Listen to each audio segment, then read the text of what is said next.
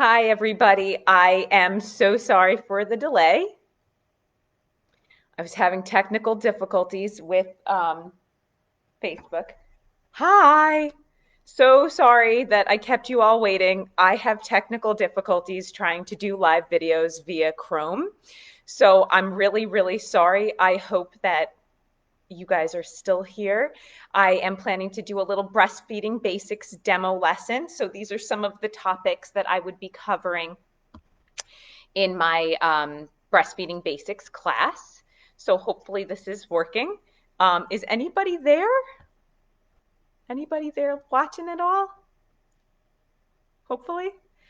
So to start, some of the things that I'm going to be covering are the proper latch mechanics. Then we'll talk about how long, how often to feed your baby at the breast. I will talk about some of the steps that you can take right after delivery to help preserve your milk supply. How to properly hand express, because that's one of those steps. And then also how to know that baby is getting enough milk. So those are some of the big things that we'll be covering today. So, anybody, I hope you guys are there. Anyways, okay, so we'll get started.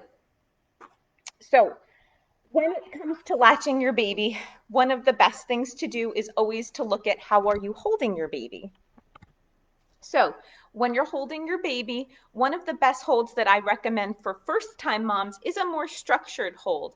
And part of the things are you have to remember to keep yourself nice and relaxed in your shoulders. I see a lot of first-time moms, especially with their shoulders up by their ears. You want to have extra support as well. So in the hospital, oh, hi, Jing, I'm so glad somebody's here. I'm not like doing this for myself. I'm so glad. I want to make sure it was working. Yay. So having a boppy can be very helpful for some support. And of course, having the baby at your chest height so you're not trying to manipulate yourself forward or back is really helpful. And then this baby's not naked, but ideally in the delivery room, you'd be skin to skin with your baby. So this baby's naked. I'd be bare chested. This way the baby can smell your skin, gets used to the bacteria that's on your skin. That's very good for them to help populate their gut as they lick their fingers and their hands and things like that. So basically, to start, you want to make sure baby is belly to belly with your belly facing you nicely, that you have a nice tucked arm underneath them, over them so that they are tucked well. And when you hold the baby's head, one thing I see a lot of first-time moms do is they kind of palm the whole baby's head. That's not the best position. Try to hold the baby's head about ear to ear, just about like above the nape of the neck. That's a good way for you to be able to turn the head of the baby slightly if you need to move them around. And then basically this cross cradle hold, I'm holding the baby under my right arm. I'm using my left breast to breastfeed the baby. And this enables me to have my left arm free so that I can get a good grip on that breast and help manipulate it if I need to. So when you hold your breast when you're breastfeeding, you never want to be holding close to the nipple. You want to be holding kind of slightly back towards where the areola is. So basically to start, and this is hard to demo on the baby, for a good deep latch, this is my little puppet, but it makes it much easier to demo. You want to start by tickling. Usually it helps to massage the breast slightly and then maybe hand express, which we'll go over the technique momentarily. But basically, if you tickle the baby's nose with your nipple or touch the upper lip with your nipple, it should elicit the baby to open wide. When the baby opens wide, they're going to lead from underneath the breast with their chin and then come from underneath to get over and on top of the breast. And they shouldn't just be nipple feeding. This is called breastfeeding for a reason.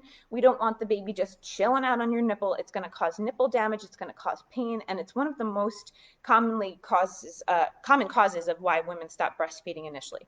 So they're going to lead from underneath, get a nice big mouthful of your breast tissue, and they're going to start suckling pretty quickly initially. After about the first minute of two, when you have a nice release of milk called a letdown, you get more volume coming out, the baby will probably slow down, do some nice longer and stronger sucks.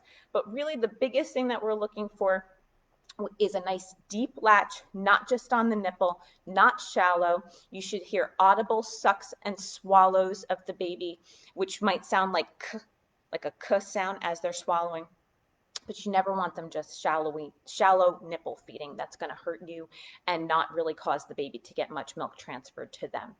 All right, so How long should the first feeds go in the beginning? Especially newborns and young infants tend to be a little bit slower to feed. So an average breastfeeding session would probably take anywhere from about 15 minutes to about 45 minutes. You should switch sides and offer both breasts per feed. So you'd want to feed on one side until the baby kind of slowed down, started getting kind of slow with the sucking, or started falling asleep at the breast. And at that point, you'd want to sit the baby up on your chest, try to burp them. They may or may not burp because when they're breastfeeding at the breast, they're not taking in much air. And then offer the second side. So that would be a good way to keep switching sides. And what you're looking for is to feed your newborn at least 8 to 12 times a day at the breast. So it feels like a lot. It is a full-time job, but I know that you can do it. So the first hold that I just showed you was the cross cradle hold. And again, demonstrating on my right side, baby's held under my left arm. I'm holding the baby up just below the ears, kind of at about the nape of the neck, supporting my breast with the right hand. It gives me a lot of structured support. For C-section mamas, a lot of the times I recommend trying the football hold. So this just avoids your incision completely, avoids putting the baby across your belly. So again, I want the baby in alignment, belly to belly, facing my belly. I would support them underneath my arm. Again, I'm not palming the baby's head. I'm holding the baby underneath the ears. And when the baby latches from the breast, they come from underneath and over. And again, this enables you to have a nice view of how the baby's latched. You can really see the latch well, and you can support the breast with the opposite hand. And often it really helps to use that thumb to kind of stroke forward. It'll encourage the milk flow from the alveolar cells, which are back here. Okay. Um, So, if the baby is getting kind of sleepy during the feeds, what can you do? Because newborns do sleep a lot, and sometimes even though they're getting mama's good milk, they get lazy. You can try changing the diaper before you put the baby on the breast. You can even do that mid-feed, even if you're just kind of pretending. Sometimes just putting them down on the bed for a moment and taking your hands away, they're like, oh, what happened? What's going on? Undressing your baby is huge. So if you're at home, the baby's in the pajamas or in some sort of outfit and kind of getting lazy when they're trying to feed, undress your baby, get them a little bit naked, rile them up. Another tip is to take a little cool cloth on their forehead or tickle their feet. Those are some of the suggestions that I can make to help you wake the baby up if they're a little bit sleepy. All right, so we kind of went over latching, went over how often to feed your baby. Some of the first steps that you can take in the beginning after you've first delivered your baby to ensure a good milk supply, one of the best things you can do immediately after giving birth is skin to skin care with your baby. So it can be a little bit more challenging if you've had a cesarean birth because not all hospitals will allow you to do skin to skin in the OR. But if they don't, the alternative is if the baby is well and after they've been assessed by the pediatrician in the operating room, you could always see if you're okay with it, if dad or the second parent goes and does skin to skin with the baby in the recovery room so that the baby's ready for you when you're done with the surgery and you're out in the recovery room. But you can ask if your facility does offer skin to skin in the operating room because some facilities do. So skin to skin is huge in C-section deliveries and also vaginal births. So what that means again is you're bare chested, baby's facing you bare chested. For safe skin to skin, always make sure the baby's at chest height and the head is turned to one side so that they can breathe. And to keep baby warm, your body's going to warm up, but you can just get some, I don't have any here except for one, but you can just get some nice warm hospital blankets, baby size receiving blankets, and of course mommy's blanket, and put them on top of you to keep both of you warm. So skin to skin is huge. Ideally, try to be skin to skin with your baby for about the first 2 hours after birth. If the nurses do need to assess your baby and your baby as well, we can certainly do assessments of the heart, of the baby's temperature, and of their breath sounds while they're on your chest. Obviously, if something's abnormal and we needed to further assess it, there is an infant warmer that would be next to your bed in the delivery room that we can take the baby over to and assess them. So that does sometimes become necessary, but if it's not medically necessary and the baby's well, keep baby on mommy, okay? Usually another thing that's super important is to try to get the baby to latch to the breast within that first hour of life. Okay, so skin to skin within the for 2 hours after birth, and getting the baby to latch within that first hour of life has been shown to help increase your breastfeeding success by about 80%. Okay.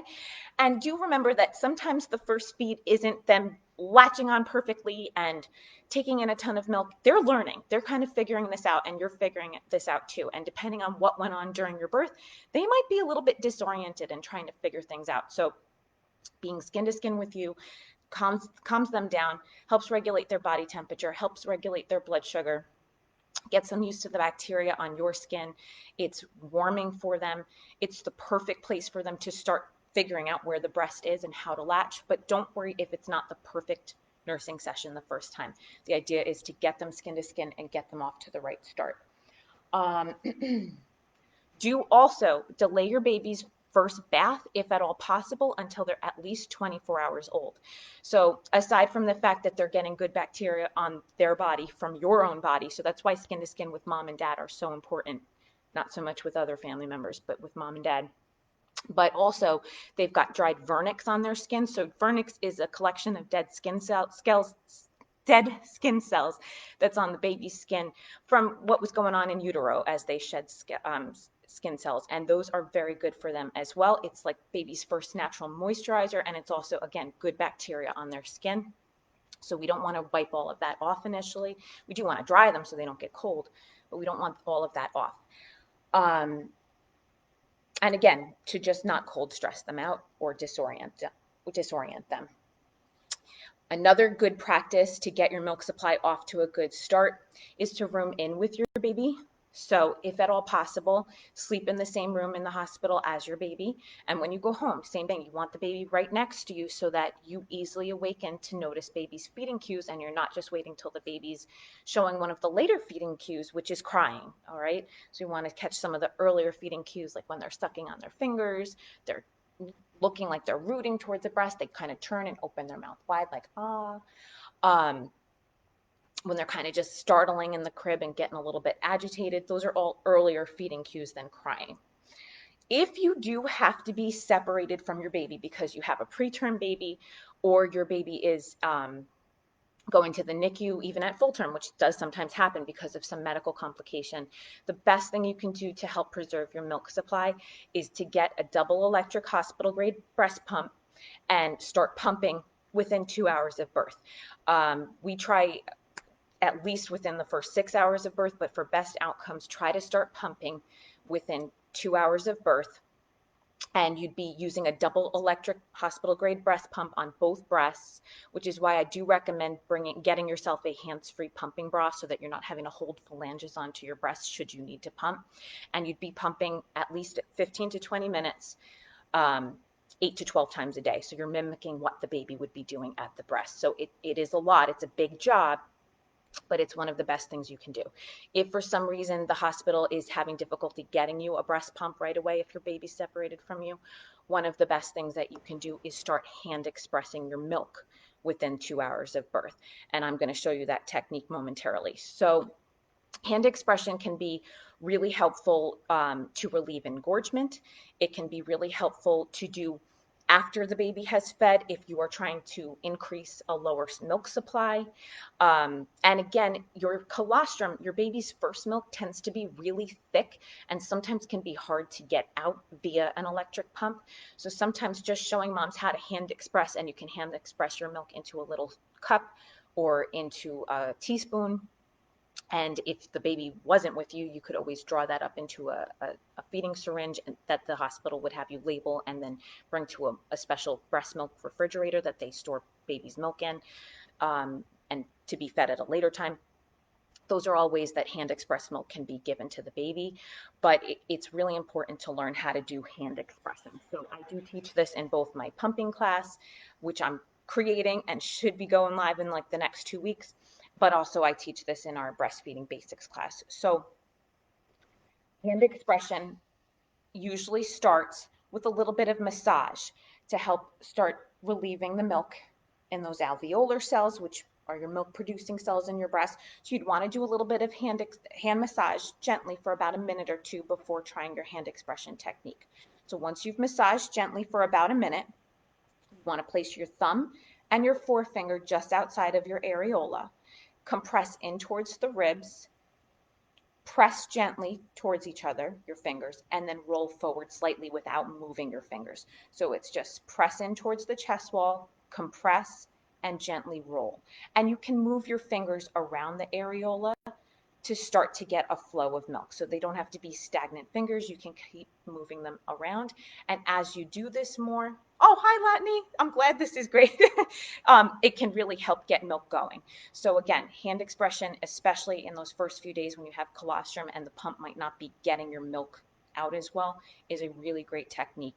Great for engorgement. Also great to do before a feed with your newborn or your young infant to get them interested in your milk because it might start help getting your milk to flow. So remember hand expression. And then finally, a great description of this, by the way, is in a book that I really like that I do recommend all breastfeeding moms get. It's called The Womanly Art of Breastfeeding, and it's actually described really well in this book. And then finally, the last thing I wanted to go over is how do you know when you're breastfeeding that your baby is getting enough milk? So this is like one of mom's biggest concerns when they can't visually see how much milk is coming out of their breasts unless they're pumping. So diaper output is one of the best things. So diaper output, day 1 of life, we would expect to see 1 pee and 1 poop in baby's diaper. Day 2 of life, we'd expect to see 2 pees and 2 poops. Day 3 of life, 3 pees, 3 poops. Day 4 of life, at least 5 pees and 4 poops. After day 5 of life, we'd be expecting to see about 6 wet diapers a day, so they feel fairly saturated when you hold them, and at least 4 okay-sized poops in baby's diaper. And what should the breastfeeding baby's poop look like? Oh, thanks, Rachel. Um, so day 1 of life to day 2 of life, all babies are going to have what looks like a black tarry sticky stool called meconium in their diaper. As baby starts to get more milk volume in their system, that stool is going to look what we call a transitional stool. So it'll look kind of greenish, a little bit more watery, easier to wipe off. And then after about day 5, as your milk supply starts to fully come in, your mature milk comes in, the baby's poop, if you're exclusively breastfeeding, will look kind of like a mustard seed color. So it might look a little seedy, looks kind of yellowish. It can change depending on what's going on with your diet, but typically it'll look mustard seed-like. It'll be a little bit more watery than a formula-fed baby's diaper will look. And again, you'd be expecting at least the okay size symbol 4 times a day. After about that first month, the baby may not put out as many poops a day. It depends on the baby. But for that first month, that's how many we would expect. So diaper output is huge. And you should be hearing audible swallowing during the feed. At the end of the feed, your breast that the baby was feeding on should feel noticeably softer than it did at the beginning of the feed. So you shouldn't be feeling any hard spots or clogged ducts in there. Look at your baby's well-being after the feed. Tar, then soft serve yogurt, then booger slime. That's a good description of how the poops transition. I like that. That's awesome. So yeah, so how does the baby act after the feed? Is the baby content? Do their hands look like they're soft? Are their hands still in fists? Are they clenched? Do they have tension in their face? Or do they look calm and relaxed and more or less milk drunk? That's a good indication that the baby's getting enough. Do they have several periods of awakeness and sleep periods during the day? Are they, not just in a constant state of looking ravenous and wanting to eat all the time, even though sometimes you will feel that way? And again, in terms of weight gain, so all babies do lose some percentage of their birth weight in those first few days after being born. So we do expect in the first few days of life, baby might lose between 7 to 10% of their birth weight. They should be back up to their birth weight between days 10 and 14 of life. And then after about that 2-week mark, they should start to gain, if they're exclusively breastfeeding, about 5 to 7 ounces a week for the first couple of months. So that's a good indication that baby's getting enough. Okay, so that's really all I wanted to cover in this little demo lesson to get the full class, learn more about positioning, learning more in depth about the latch, seeing different videos, troubleshooting other concerns, take my breastfeeding basics class, and then again, I am coming up with an exclusive pumping class. And even if you weren't exclusively pumping, it's going to go more over the mechanics of pumping and storing milk. So come and join in. That's coming. I'm designing that class now. It should be up on the website within like the next 2 weeks, I'm hoping. I will have a select few women be chosen to be part of my inaugural Zoom live class for that class, which I won't charge you for. You're just going to give me feedback so I can be a great teacher. So now that that 20-minute live lesson is done, hi Hope, thanks. I'm glad it was helpful. I'd like to take any questions with the comment moderation. Thank you, Lotney. Yes, you can definitely be my West brand. Um, so yeah, if you have questions, let me know. Otherwise, thank you for joining me today. Oop.